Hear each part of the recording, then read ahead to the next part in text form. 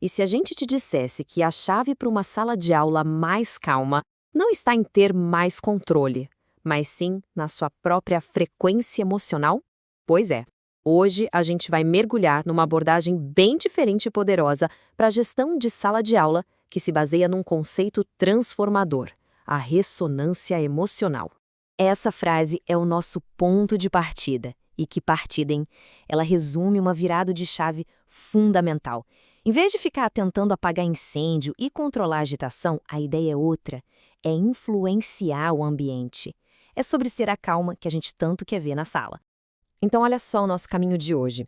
A gente começa entendendo essa ideia do professor como um diapasão, depois vê como isso redefine o conceito de autoridade, passa por ferramentas práticas para o dia a dia, conversa sobre como lidar com perfis mais desafiadores e, claro, termina com o mais importante, como proteger a nossa própria energia no meio disso tudo. Então, vamos lá. Para começar, a gente precisa entender essa metáfora que é a base de todo o método, a do professor como um diapasão. A teoria por trás disso é, na verdade, bem simples, mas ao mesmo tempo super profunda. A tal da ressonância emocional quer dizer que o clima da sala de aula é um espelho do estado interno de quem leciona. Se a gente vibra no estresse, a turma vai junto. Agora, se a gente consegue vibrar na calma, a turma, aos poucos, se sintoniza com essa frequência. Ou seja, quem dá o tom da música, literalmente, é o professor. Ok, a ideia é legal, mas e a autoridade? Como é que essa história de ressonância vira autoridade na prática? É exatamente isso que a gente vai ver agora. Como essa ideia muda totalmente o jogo do poder dentro da sala. Agora, olha que interessante esse contraste. De um lado, a gente tem o jeito antigo, que todo mundo conhece, controle na base do grito, da ameaça, da punição. É uma imposição que quase sempre leva ao confronto. Do outro lado, uma abordagem totalmente diferente. A autoridade vem da estabilidade interna, usando a calma, o silêncio e o contraste como ferramentas que buscam a resolução e não o conflito. Certo, a teoria faz sentido. Mas e na hora do vamos ver? Como é que a gente aplica isso no dia a dia? Bom, é para isso que serve o nosso kit da sala calma, com ferramentas que dá para começar a usar, assim, imediatamente. E a primeira ferramenta, talvez a mais poderosa de todas, é o silêncio. Mas veja bem, não é um silêncio de quem desistiu, de quem está passivo. Pelo contrário, é um silêncio ativo, que funciona como um escudo. Ele tem o poder de dissolver o caos e retomar as rédeas sem precisar de uma única palavra de briga. E como se usa esse escudo? Primeiro passo, que é o mais crucial, manter a calma por dentro. Lembra ser o diapasão estável? Segundo, a postura. Ficar em pé, observando a sala com serenidade, em silêncio. Isso, por si só, já quebra o padrão da bagunça. E terceiro, a regra de ouro, o contraste. A sala está gritando, a gente baixa ainda mais a voz, ou simplesmente silencia. Isso força a turma a se acalmar para conseguir ouvir.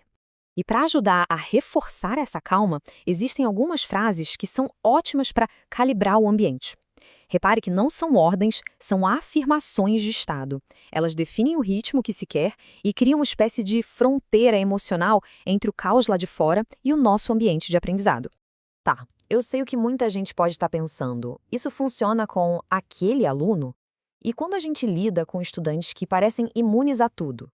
É sobre isso que a gente fala agora, como sintonizar com os perfis mais desafiadores. Esse ponto aqui é fundamental. Alunos com TDAH ou com TOD funcionam como se fossem verdadeiras antenas emocionais. Eles captam a nossa atenção, a nossa irritação, antes mesmo da gente dizer bom dia. E essa irritação que eles sentem acaba virando combustível para o comportamento desafiador deles. É um ciclo. Então, a estratégia aqui é toda na abordagem. É preciso chegar perto com neutralidade, respirando fundo antes de interagir para garantir que a nossa ressonância está calma, usar movimentos mais lentos ajuda a ditar um novo ritmo e, acima de tudo, não entrar no ciclo de confronto. A nossa calma é o que tem o poder de desativar a agitação do aluno. E, finalmente, a gente chega ao tópico que é a base de tudo, o bem-estar de quem está ensinando. E olha, isso não é luxo, não é supérfluo, é a condição essencial para que toda essa abordagem funcione no longo prazo. É muito importante entender isso aqui. Se preservar não é um sinal de fraqueza. Muito pelo contrário, é a maior força do professor ressonante. O objetivo nunca é gritar mais alto que a turma. O objetivo é manter a própria estabilidade, porque é dela que nasce a verdadeira autoridade. E para aqueles dias de caos total, quando parece que nada funciona, existe um mantra de proteção. É para repetir para si: eu escolho não me desgastar com o que não posso mudar agora. Isso ajuda a gente a preservar nossa energia emocional para as batalhas que realmente valem a pena.